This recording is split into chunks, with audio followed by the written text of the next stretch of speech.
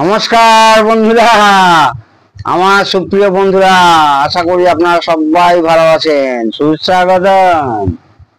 আচ্ছা, আজকে এর আগের ভিডিও যারা দেখেননি তার কারণ সেদিনকে একটা অ্যাম্পলিফায়ারের সব অ্যাক্সেসরিজ দেখিয়েছিলাম যে কি কি জিনিস দিয়ে একটি ভালো হোম হোম অ্যাম্পলিফায়ার অর্থাৎ মানে এসটিকে দিয়ে তৈরি করা হয়। সেটা পুরো তৈরি হয়ে যে মানে আমি আপনাদের বলেছিলাম যে তৈরি হয়ে গেলে আমি আপনাদের পুরো ভিডিওটা দেখাবো। তো তার জন্য দীপঙ্করদা চলে এসছে, আজকে পুরোটাই তৈরি হয়ে গেছে, সাউন্ড কোয়ালিটি দুর্দান্ত। সবচেয়ে বড় কথা হচ্ছে কোথায় কি ভোল্টেজ থাকবে না থাকবে, এইটাই হচ্ছে ফল্ট ফাইন্ডিং এর মানে মূল বিষয়। প্রত্যেকটা সার্কিটের প্রত্যেকটা জায়গায় মানে কোন পিনে কত ভোল্টেজ থাকবে, কোথায় কত ভোল্টেজ থাকবে, সেইটা যদি আপনারা জানেন তাহলে ফল্ট ফাইন্ডিং এ কিন্তু অনেক সুবিধে হয়ে যাবে। তো আগে যেটা বলেছিলাম যে ক্যাবিনেটটা, সেই বাজারে ক্যাবিনেট ডায়ালটা তো দেখিয়েছিলাম, সেই ডায়ালটাকে যতটা পারি ম্যানেজ করেছি। দেখুন, নিজের হাতে প্রিন্ট করে এই প্রিন্টগুলো আছে, এই যে বেস ট্রিবিল ব্যালেন্স এগুলো অরিজিনাল ছিল। বাকিটা উপরটায় পুরো এইখানে নীল লাল দিয়ে, সে আগের ভিডিও যারা দেখেননি টেক বাংলা ডিজি সব দেখলেই দেখতে পাবেন, তাহলে এই ভিডিওটা দেখলে সুবিধা হবে। সেটাকে যতটা পারি ম্যানেজ করেছি, একটু ভদ্রস্থ এসছে, কারণ এর থেকে অনেক ভালো ভালো ক্যাবিনেটে আমরা বানাই, কারণ কি সবসময় একটা বাজেটের ব্যাপার থাকে। কিন্তু সেট সম্পর্কে কোনো কথা হবে না, সেট ভেতরের মানে মেটেরিয়াল বা বিল্ড আপ কোয়ালিটি সম্পর্কে কোনো কথা হবে না। তো আমি সেটা বন্ধ করছি। মেনলি আপনাদেরকে ভোল্টেজ দেখাতে হবে। তো সেই ট্রান্সফরমার যেটা বলেছিলাম আগের ভিডিও প্লিজ দেখবেন, না হলে কিন্তু এই ভিডিও দেখলে বুঝতে পারবেন না এর আগের জাস্ট আগের ভিডিওটা। তো সেই ট্রান্সফরমার হচ্ছে 5 অ্যাম্পিয়ার, 5 অ্যাম্পিয়ার বেশি আছে, আমি 5ই ধরলাম, 22 0 22। আর এখানে হচ্ছে 10 0 10, এটা হচ্ছে 2 অ্যাম্পিয়ার। তো কয়েকটা জিনিস আজকের আমি খুব ভালো কথা বলবো একটা বেস টেবিল কিট নিয়ে, যেটা আপনারা জানেন, সেটা লাস্ট অব্দি দেখবেন। মানে এই বেস টেবিল নিয়ে বেশ কিছু কথা আছে, মডিফিকেশন নিয়ে, লাস্ট অব্দি দেখুন, আমি আসছি। তো এখানে সেই আমি বলছি অরিজিনাল এসটিকে আর কপি এসটিকে নিয়ে অনেকে দ্বন্দ্ব আছে। এখন মেইন যে স্যানিও কোম্পানি, যে যারা এর মেন মানে একেবারে ইঞ্জিনিয়ার, যারা মেন এদের সায়েন্টিস্ট, যারা এদেরকে আবিষ্কার করেছিল STK, Sanyo electronics made in Japan, Sanyo semiconductor. তো ওটাই এখন তাইওয়ানে বানাচ্ছে। ওটা হচ্ছে 1 নম্বর কোয়ালিটি অরিজিনাল। আর একটা চায়না বানায়, চায়নার 2-3 রকম কোয়ালিটি আছে, যেমন একদম লদ্দিমার্কা কপি আছে, আবার ভালোও আছে, তবে এত ভালো নেই যেটা এটাকে আমরা একদম 100% অরিজিনাল বলি। এটা হচ্ছে মেড ইন তাইওয়ান। এইবারে ভোল্টেজ নিয়ে তো আসবই। সেই বলা হয়েছে যে এখানে দুটো ফিউজ ব্যবহার করা হয়েছে আপনার স্পিকার প্রোটেকশন হিসাবে। এই দুটো ফিউজ ব্যবহার করা হয়েছে প্লাস মাইনাস ভোল্টেজে, ডুয়েল পাওয়ার সাপ্লাই। 22 0 22 মানে এখানে প্রায় আপনি 30 ভোল্ট মতো পাবেন, 30 ভোল্ট। এইবারে বাজারের যেগুলো রেডিমেড ট্রান্সফরমার কি হয় আমি একটু বলি। ধরুন আপনি একটা 12 0 12 বানিয়েছেন, মানে 12 0 12 কিনে নিয়ে এসছেন। আমি একটা ছোট্ট উদাহরণ হিসাবে বলছি, 1 অ্যাম্পিয়ার। এইবারে ব্রিজ বলছি রেক্টিফিকেশন করার পরে, তারপরে কন্ডেন্সার ফিল্টার করার পরে দেখা গেল 17-18 ভোল্ট হয়ে গেছে। কারণ কি অ্যাকচুয়ালি ওটা 2 অ্যাম্পিয়ার না, ওরা ভোল্টেজটাকে একটু বাড়িয়ে দেয়, ওটা কিন্তু লোডের একদম কমে যাবে, অনেকটাই কমে যাবে। সেই জন্য অ্যাকচুয়ালি ওটা 2 অ্যাম্পিয়ার না, সেই জন্য ভোল্টেজটাকে ওরা সবসময় একটু বাড়িয়ে রাখে। আপনি 12 0 12 কিনবেন, শুধু এসিটাকে মাপবেন, যখন আপনার ওয়ার্কশপে আসবেন এসিটাকে মাপবেন, দেখা যাবে 14 0 14। কারণ কি ওরা অ্যাম্পিয়ারটাকে তো ঠিক রাখে না, অ্যাম্পিয়ারটাকে বেশি মানে ঠিকঠাক দিলে বেশি পয়সা খরচা হবে, সেই জন্য ভোল্টেজটা একটু তুলে দেয় বেশি। মানে 12 0 12 মানে 14 0 14 বা 15 0 15 দেখাবে আপনার। সেটা ডিসি হওয়ার পর আবার আরো বাড়বে। এইবারে যখন লোড দেবেন লোড অনুযায়ী সেটা কমবে। যদি একদম 2 অ্যাম্পিয়ার লোড আশা করেন, ওই 2 অ্যাম্পিয়ার বাজারে ট্রান্সফরমার কখনোই পাবেন না। দেখবেন ভোল্টেজ 2 অ্যাম্পিয়ার লোড দিলে ভোল্টেজ 9 ভোল্টেজ হয়ে যাবে, তখন আর 12 থাকবে না। এনিওয়ে এই জ্ঞানগুলো আমার মানে আমি এই কথাগুলো আপনাদের শেখাতে বলছি, আপনারা অনেকেই জানেন, আমি শিওর আপনারা জানেন, যারা জানেন না তাদের জন্যই বললাম। বাজারে ট্রান্সফরমার ভোল্টেজ বেশি দেখাবে, অ্যাম্পিয়ারটাকে কম রাখার জন্য ওরা ভোল্টেজটাকে হাই রাখে। আচ্ছা এই জায়গাটা দেখান, এইখানটায় আমি কি করেছি, এইখানটায় করেছি হচ্ছে আমার এই যে বেস টিভি সার্কিটটা, এই তিনটে আইসি দিয়ে টিএলসি দিয়ে হোক, এনি 5532 হোক বা 4558 হোক, একই জায়গায় একই আইসি লেগে যাবে তিনটে। তো এর দরকার হচ্ছে ডুয়েল পাওয়ার সাপ্লাই। আপনার এখানে লিখেছে হচ্ছে 15 প্লাস 15 মাইনাস 0। সেক্ষেত্রে আপনি এই আইসি ডেটা অনুযায়ী আপনি 10 ভোল্টেজ কেন 8 থেকেও চালাতে পারবেন, তবে 8-এ পারফরমেন্স ভালো পাবেন না, সেই জায়গায় 10-এর ওপরে আপনাকে রাখতে হবে, 10-এর ওপরে রাখতে হবে, 20-র ভেতরে 10-এর ওপরে মানে 10-এর ওপরে মিনিমাম, আর ম্যাক্সিমাম হচ্ছে 20 প্লাস মাইনাস ডিসি। এইখানে আমি যেহেতু 10-0-10 করেছি, এই দেখুন মোটা তার দিয়ে, একদম ইম্পোর্টেড মোটা তার দিয়ে এখানে 4টে ডায়ার দিয়ে ব্রিজ করলাম। ব্রিজ করে আমি দেখলাম, দেখুন বন্ধুরা মিটারটা দেখানো যাচ্ছে, আমি গ্রাউন্ড করছি, করার পরে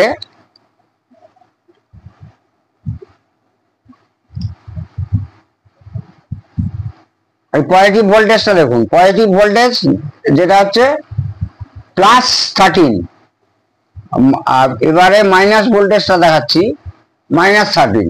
তার মানে আমার আরামসে এখানে কোনো ট্রানজিস্টার দিয়ে, এই জায়গাটায় কোনো ট্রানজিস্টার দিয়ে আমার রেগুলেট করার দরকার নেই, এক, বা কোনো পাওয়ার রেগুলেটর আইসি দিয়ে, যেমন 7812, 7912 বা 7815 বা 7915, মানে নেগেটিভ পজিটিভের জন্য আমার এখানে দরকার নেই, কারণ এখানে আমি 13 ভোল্টেজ প্লাস মাইনাস দুটোই পাচ্ছি ফার্স্ট ক্লাস।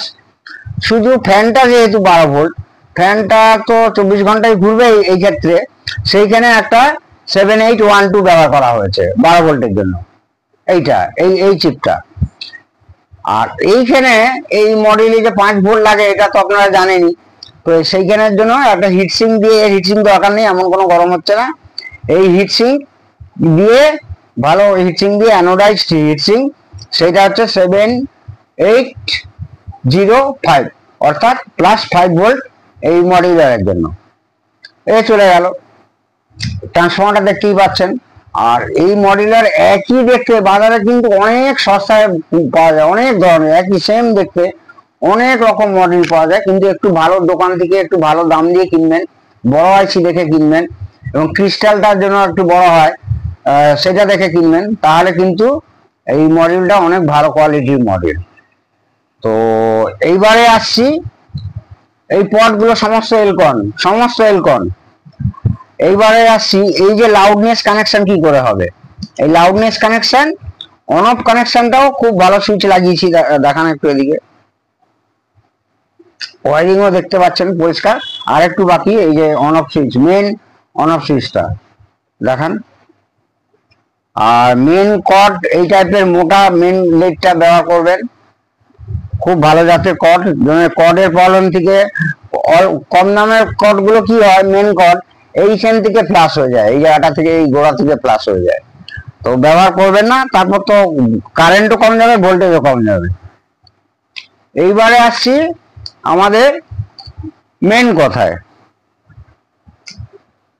এইবারে দেখুন আমি আসছি, এই যে বেস টিবিলের, এটা আপনারা সবাই দেখেছেন এবং মার্কেটেও পাওয়া যায়, দেখেছেন এবং পাওয়া যায়, অনেকে ব্যবহার করে, কিন্তু এর অনেকগুলো ত্রুটি আছে। যেমন ত্রুটি হলো, দেখুন এইখানে অডিও আউট, অর্থাৎ এই এসটিকের যে ইনপুটটা, বন্ধ করছি, এই এসটিকের যে ইনপুটটা এইখানে আসবে, এইখানে একদম দেখুন কোন রকম একদম ডাইরেক্ট আইসিতে গেছে, দেখুন একটা অন্তত 10 MFD কন্ডেন্সার ব্যবহার করা উচিত ছিল দুপাশে দুটো চ্যানেলের, বা একটা রেজিস্ট্যান্স মিনিমাম আপনার 10K দুটো ব্যবহার করা উচিত ছিল, বা 0.1 বা মানে অর্থাৎ 104 পলিয়েস্টার হোক আর ফিল্ম হোক ব্যবহার করা উচিত ছিল, ক্যাপাসিটার করেনি। এইখানে একটা ভুল ত্রুটি। আর এইখানে এই জায়গাটা দিয়ে এইটা হচ্ছে ইনপুট নিচ্ছে, অর্থাৎ এইটা ধরুন আপনার ব্লুটুথ মডিউলে নিচ্ছেন, তো ইনপুটে এই যে দেখছেন R2829 এই দুটো এদের থাকে হচ্ছে, এইটা একটা 1K ভ্যালু থাকে, এটা হচ্ছে 1K মানে অল মানে আপনার হচ্ছে কোয়ার্টার ওয়াট 1K আরে 1K ওর ভ্যালু কিছু আছে না, যে এইখানে এই জায়গাটায় সাউন্ডটাকে ইমপ্রুভ করার জন্য মিনিমাম 22K থেকে আপনাকে 47K মতো লাগাতে হবে। এইখানে দেখুন এই যে জায়গাটায় এই সেটটা তৈরি হয়ে গেছে, দেখুন 47K লাগিয়েছি, এই একটা 47K লাগিয়েছি, এইখানে 1K লাগানো হবে। কোনো গেন মানে গেন এত বেশি অ্যাকচুয়ালি এই দুটো আইসি ব্যবহার করা হয়েছে বেস টিভির জন্য, আর একটা আইসি হচ্ছে গেনটাকে পুরো রিচ করছে, অর্থাৎ ইনক্রিজ করছে। এই গেন ইনক্রিজের ফলে এবার অ্যাম্পলিফায়ারও যদি খুব ভালো হয়, অ্যাম্পলিফায়ারের গেন তো থাকলোই, খালি গেন বাড়ালে তো হবে না, আপনাকে একদম শ্রুতি মধুর করতে হবে। যখন আপনি অসিলোস্কোপ দিয়ে ফ্রিকোয়েন্সি গুলো মাপবেন তখন দেখবেন সব উল্টো পাল্টা হয়ে গেছে, খালি চেঁচালে হবে, তার সঙ্গে প্রচন্ড শ্রুতি মধুর মানে আওয়াজটাকে বার করতে হবে। ফলে এই রেজিস্ট্যান্সের ভ্যালু দুটো তো চেঞ্জ করতেই হবে। এইবারে আরেকটা কথায় আসছি, এইখানে দেখুন বিসি ভলিউম লেখা আছে, বেস টিবিল। আচ্ছা বেস টিবিল আমি রেখে দিলাম, যা আছে তাই রাখলাম। বেসকে বাড়াতে চাইলে এই এই যে চারটে ক্যাপাসিটার আছে এদের ভ্যালু একটু বাড়াতে হবে, আর টিবিলকেও বাড়াতে চাইলে এই যে চারটে ক্যাপাসিটার আছে এই দুটো, এইটা 4.7K আছে খুব সম্ভবত, আর এইটা আছে আপনার সমস্ত হচ্ছে 47K করে আছে। এইখানে যদি ভ্যালু বাড়িয়ে দেন মানে আপনি 100K করে দেন বা 68K করে দেন, তাহলে কিন্তু মানে ক্যাপাসিটার ভ্যালু বলছি, কিন্তু তাহলে বেশ কিন্তু বেড়ে যাবে, আর এর ভ্যালু চেঞ্জ করলে টিবিল বেড়ে যাবে। এইবারে এরা কি করেছে, ভলিউম কন্ট্রোলটা এখান থেকে নিয়েছে, করবেন না, ভুল এটা। ভলিউম কন্ট্রোল মানে এই সার্কিটের ক্ষেত্রে ভুল। এইখানে কি করবেন, আমি করেছি দেখুন, এইখানে যেখানে ভলিউম থাকে আমি ঘোরাচ্ছি,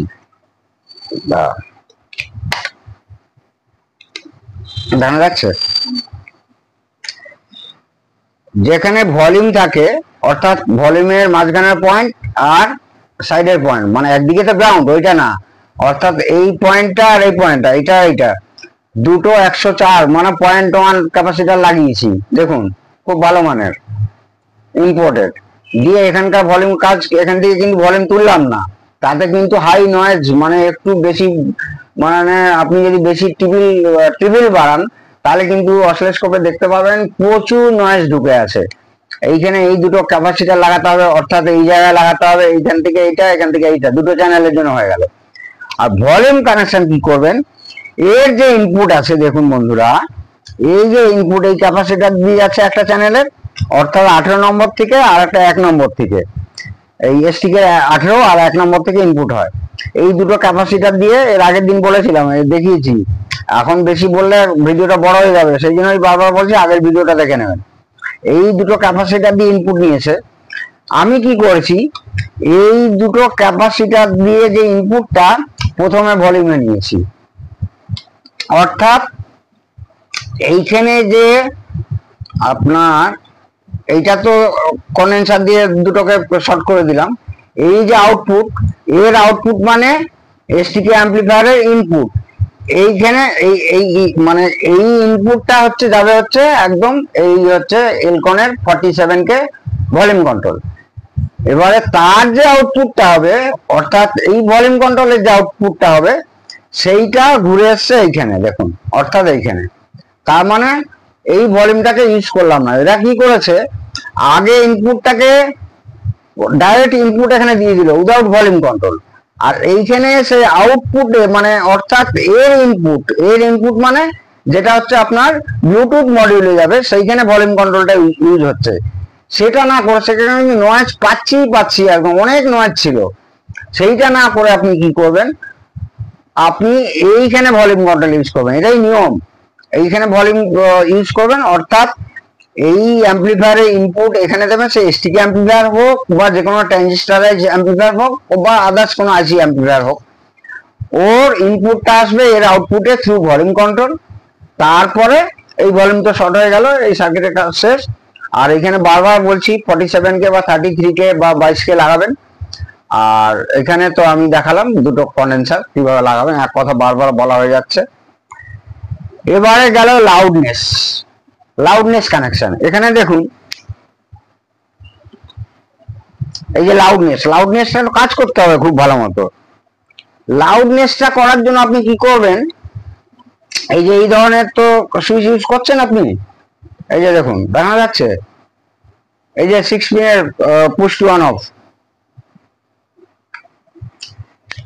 তো এইখানে যখন এইখানে ধরুন 47K লাগালেন একটা, এখানে দুটো চ্যানেলের জন্য এখানে একটা 47K, এখানে একটা 47K লাগালেন। এইবারে এই 47K টা একবার কি হবে, এই 47K দিয়ে এই সুইচ দিয়ে একবার শর্ট হবে আর একবার ওপেন হবে। শর্ট হওয়া মানে লাউডনেস অন, আর যেই ওপেন হবে মানে নর্মাল পজিশন। সেইখানে এই সুইচে যখন নেবেন এই দুটোকে শর্ট না করে আমার মতে এই যে 47K মানে একবার শর্ট করলে লাউডনেস হলো, এটা মানে দুটো চ্যানেলের জন্য। এইটা আবার কি করবেন, শর্ট করবেন যখন এইখানে দুটো 1K রেজিস্ট্যান্স ব্যবহার করবেন, 1K হোক 2.2K দুটো রেজিস্ট্যান্স ব্যবহার করবেন। তার মানে এই যে শর্টটা হচ্ছে এইখানে, অর্থাৎ এই জায়গাটায় যখন শর্ট হচ্ছে 47K টা টপকে গিয়ে 1K দিয়ে শর্ট হলো বা 2.2K দিয়ে শর্ট হলো, লাউডনেস অন হলো।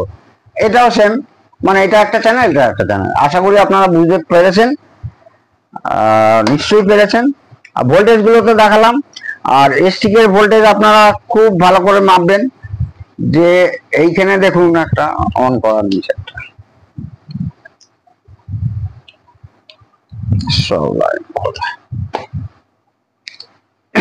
সরি অন করা ছিল না সেটটা, দেখে নিলেন, এখানে দেখে নিলেন এই ভোল্টেজই থাকবে। এবারে মেন ভোল্টেজ যেটা প্লাস ভোল্টেজ সেটা দেখুন গ্রাউন্ড করা,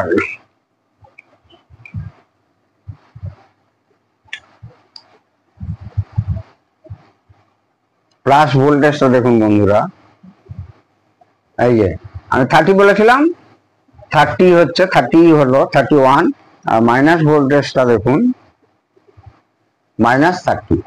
ঠিক আছে, একদম এসটিকে চলার পক্ষে, মানে যদি অরিজিনাল এসটিকে হয়।